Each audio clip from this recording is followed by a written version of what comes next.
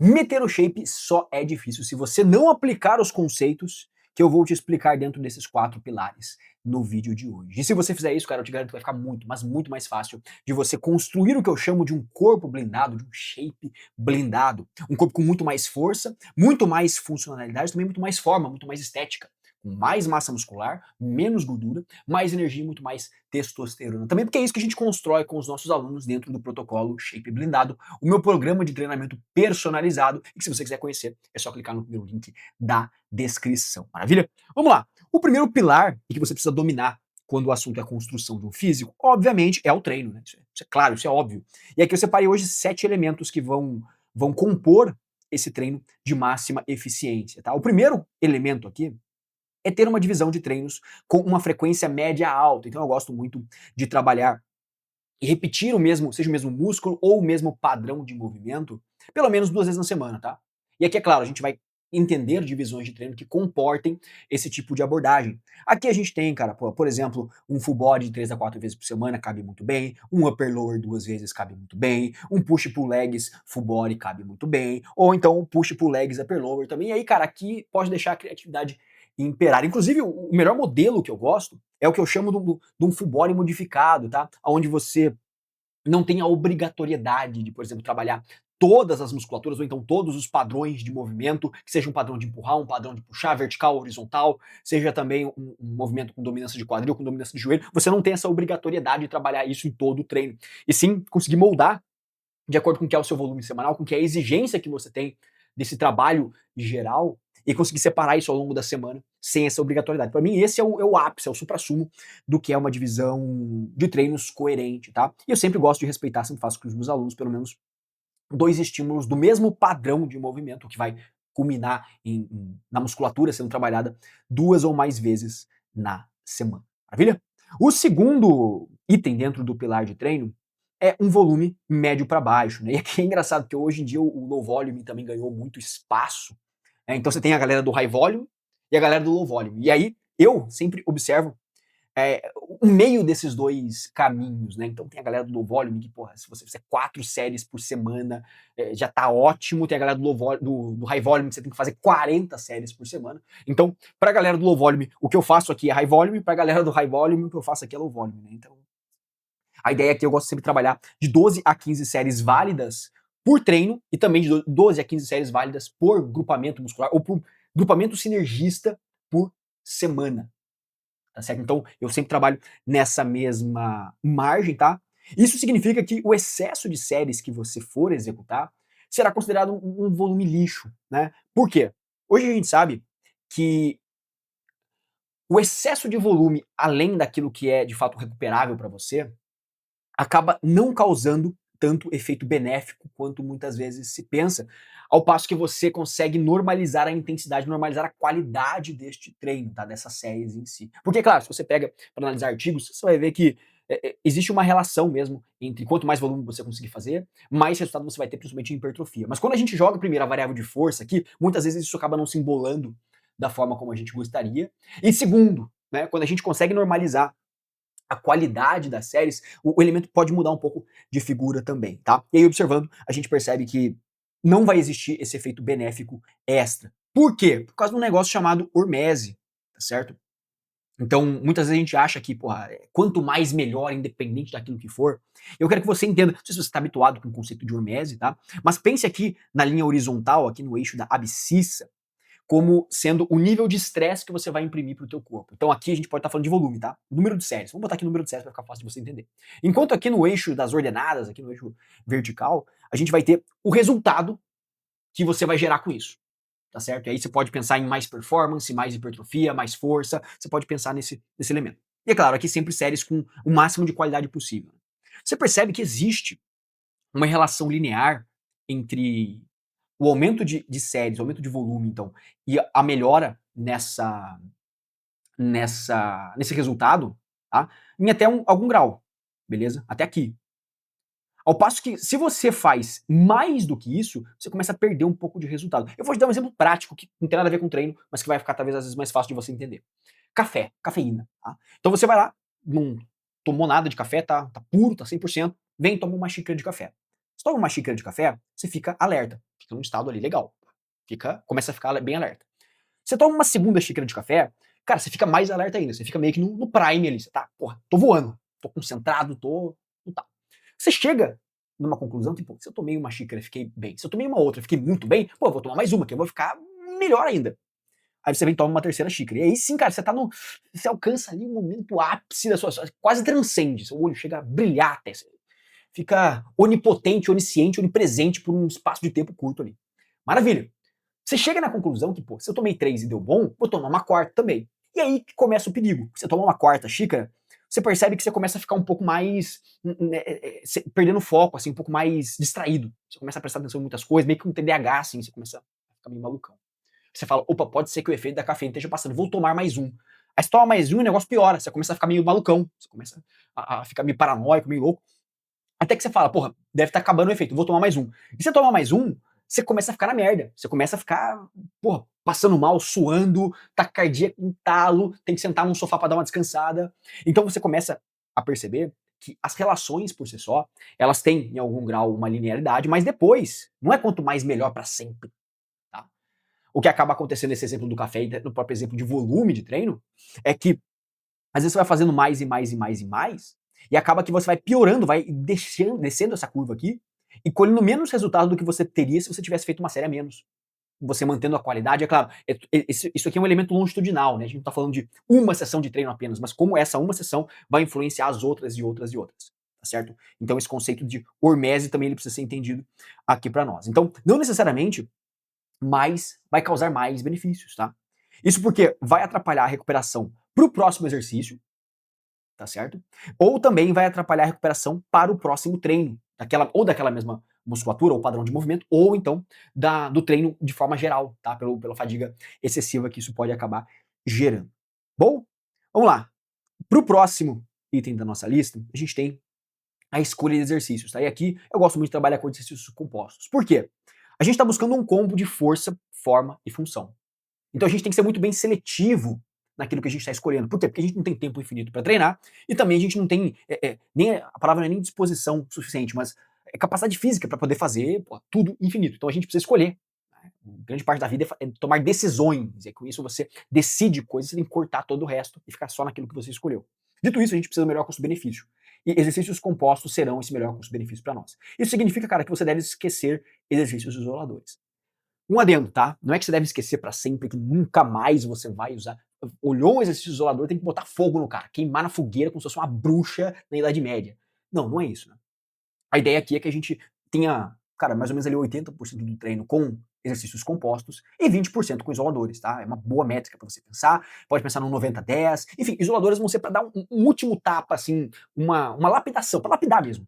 Tá? Para lapidar mesmo, se você quiser um pouco mais de hipertrofia ali, se você quiser melhorar uma capacidade muito específica, você percebe que aquela musculatura em si está te atrapalhando naquilo, bom, é uma direção para você seguir.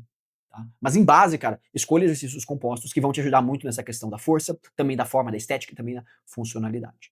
O que nos leva ao quarto ponto aqui, que é o foco em progressão de cargas. E aqui eu quero fazer um adendo: progressão de cargas não é só peso na barra. Não é só quanto mais carga eu colocar, quanto mais anilha eu botar na barra, melhor, tá?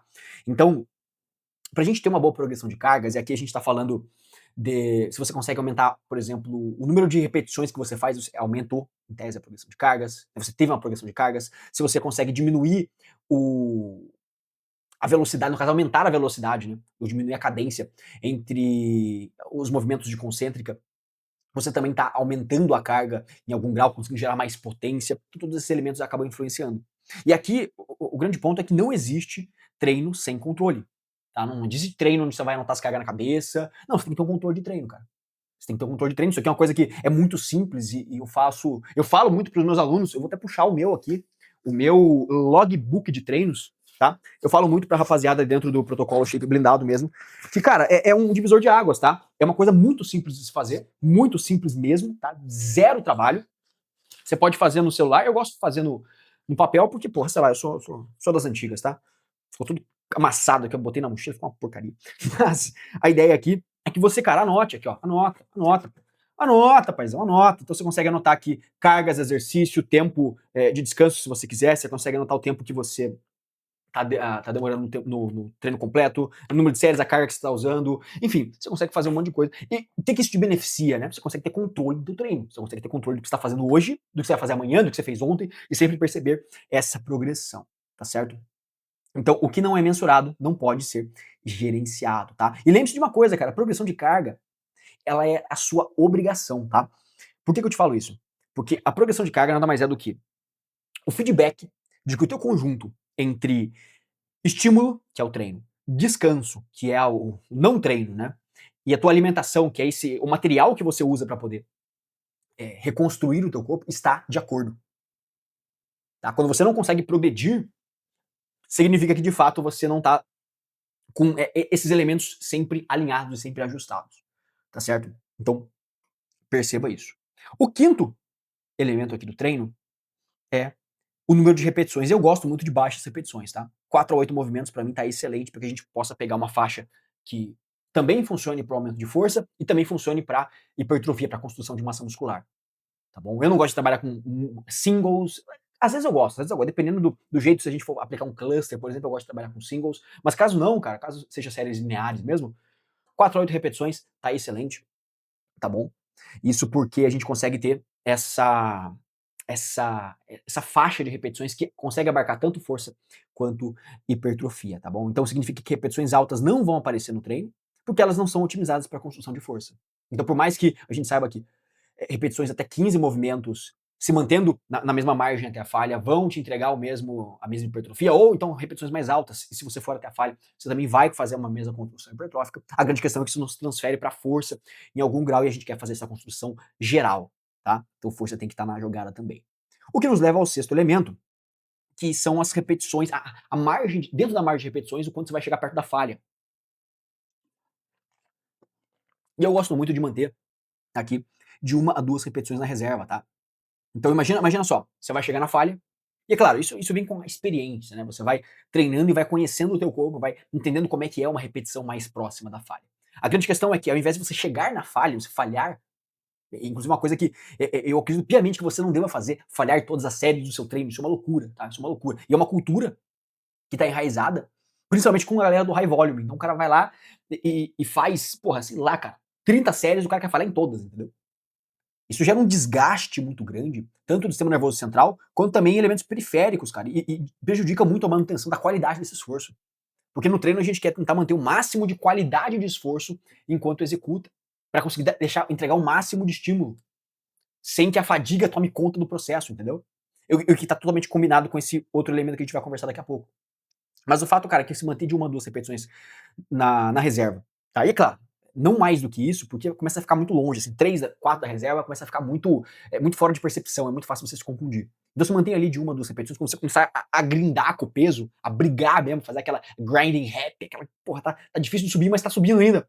Pô, em geral, já tá legal, tá? Ou então aquela falha mole, aquela falha fraca, né?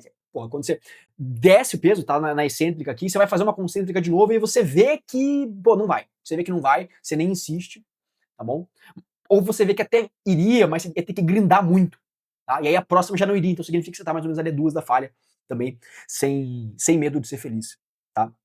Isso vai te ajudar também na hipertrofia e muito na força, cara. Muito, muito, muito na força também. O que está conectado com o último elemento aqui do treino, que são intervalos mais longos de descanso. Eu gosto de mais de 2 minutos, tá? Preferencialmente os 3 ali. Isso porque, cara, intervalos muito curtos, 30 segundos, 45, 60 segundos, cara, eles não te permitem recuperar completamente nem o sistema neural e nem o sistema energético. Então, nem o sistema nervoso central, nem a parte central do corpo e nem a periferia. Certo? E aí você começa só a acumular fadiga sem conseguir entregar esforço real, né? Entregar performance real neste treino, tá? Então, cara, ó, matamos o treino, tá? Matamos o treino, boas coisas, e todos esses elementos aqui eu aplico com os meus alunos, tá? Tudo isso aqui, toda a rapaziada que tá dentro do protocolo Shape Blindado consegue fazer com maestria, cara, por isso que a galera tem tanto resultado assim, beleza?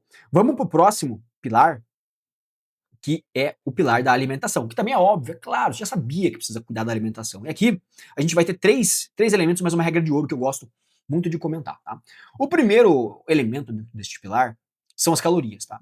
Então é óbvio, cara, é óbvio. A gente tá falando em construção de força, a gente tá falando em construção de um físico mais estético, é óbvio que a gente vai ter que olhar para calorias também, tá? Quem fala que calorias não importa, o cara tá viajando, tá bom? Então, aliás, vamos lá. Calorias são as coisas que mais importam? Depende. Depende do seu ponto de vista. Quer dizer que apenas calorias importam? Eu já acho que não. Eu não acho que apenas calorias importam. Mas ao mesmo tempo você dizer que calorias não importam, isso é uma loucura total. Beleza? E aí, claro, depende do seu ponto de partida. Porque se você quer fazer um. E aí eu confesso que eu não gosto dessas nomenclaturas de bulking e cutting, mas eu sei que fica fácil de você entender. Você provavelmente já está bem familiarizado com elas, então vamos usar elas aqui, apesar de eu não gostar desse conceito de bulking e cutting, tá? E vamos lá.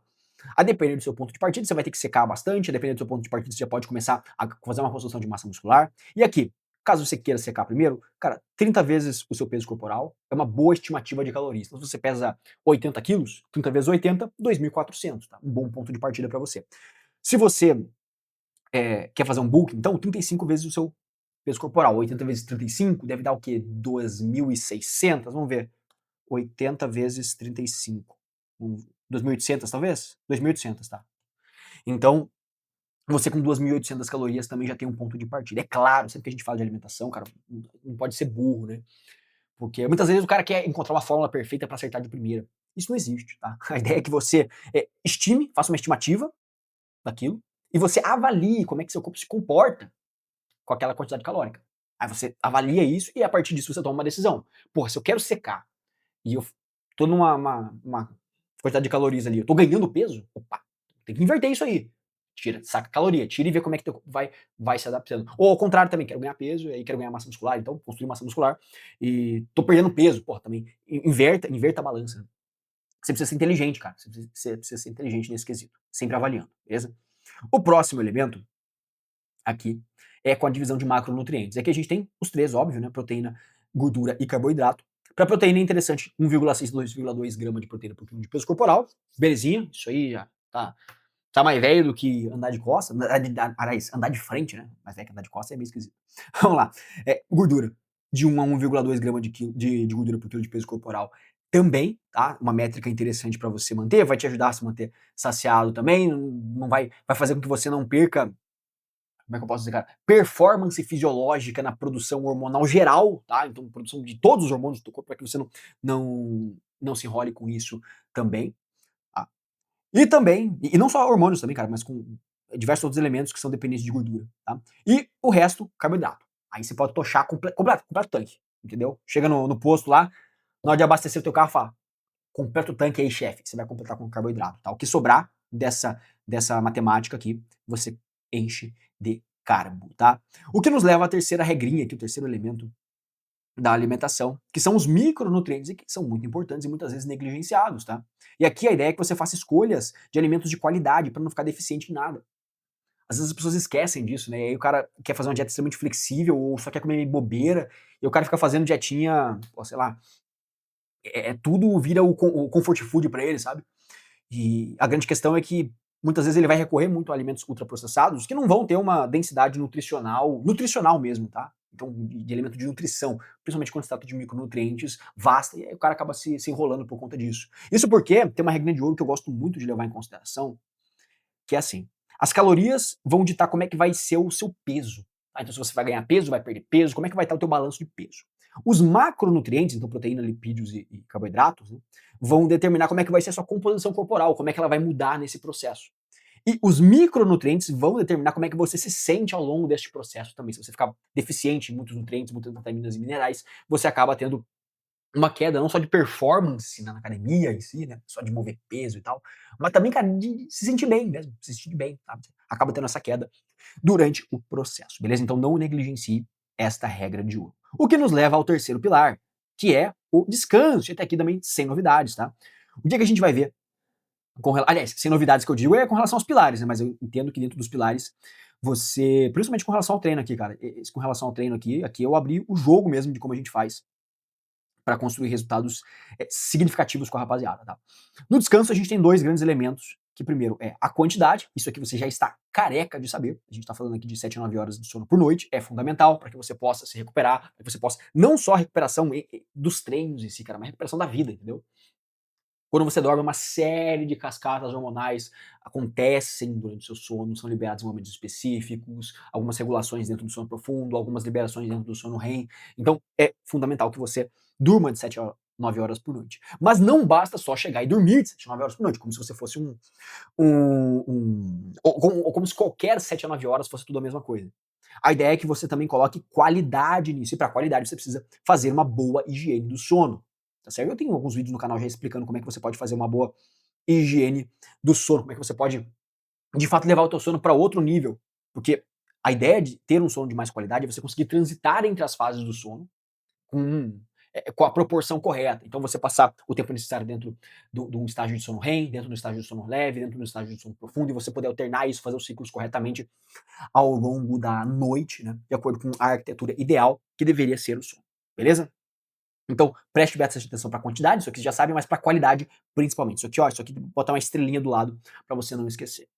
Tá? O que nos leva ao quarto e último pilar, para a gente poder fazer essa construção, então, de um shape blindado, um físico com muito mais força, muito mais funcionalidade, muito mais forma também, mais estética, né, com muito mais massa muscular, menos gordura, mais energia e muito mais testosterona, que é o quarto pilar aqui da jogada, tá? Porque você pode potencializar todos estes resultados se você encontrar a maneira mais otimizada de ter níveis altos de testosterona naturalmente, tá certo? Então, é claro, aqui a ideia é fazer isso naturalmente mesmo, tá? Não é ficar se injetando bomba não, porra. Então, existe uma série de coisas que você pode fazer e que estão muito conectadas com esses 3 elementos também, tá? Que estão extremamente, intimamente conectadas com esses 3 elementos, para que você possa trazer muito mais resultado, pelo que eu chamo de duplo efeito, que são as coisas que você faz para poder aumentar a testosterona, são as coisas que também vão influenciar no resultado final, pelo qual você decidiu optar por aumentar a testosterona. Entende? Então, se você está buscando muito mais energia, muito mais disposição, muito mais massa muscular, muito mais, enfim, força, libido, potência, muito mais tudo.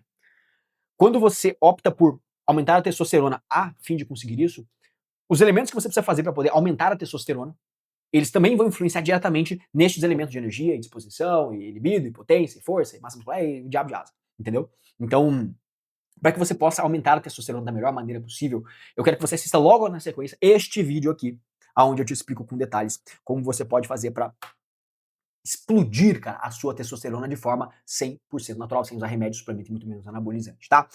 Se você gostou desse vídeo, deixa um comentário aqui embaixo, quero saber o que você vai fazer desses elementos aqui que você ainda não fazia, tá? Assista este vídeo aqui logo na sequência e eu te vejo lá, beleza? Tamo junto, meu querido, e até a próxima.